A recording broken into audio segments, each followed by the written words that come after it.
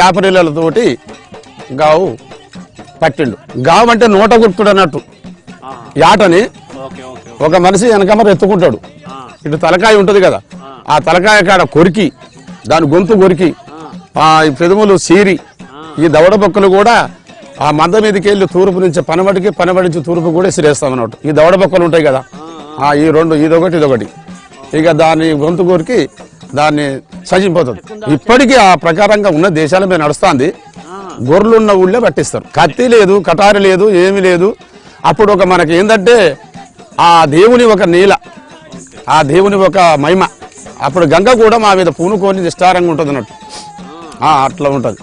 ఆ ప్రకారం కాబట్టి దాన్ని పక్కున పలకచీరి ఆ గొర్రెని ఆ ఏటని చీరినాక దాన్ని దొబ్బ తీసి నోట పట్టుకుంటాడు. ఏది గావు పట్టిన వ్యక్తి దాని దొబ్బ నోట పట్టుకొని దాన్ని పేగు జంజం వేసుకొని అలా దాని కడుపులో ఉన్న కసర తీసి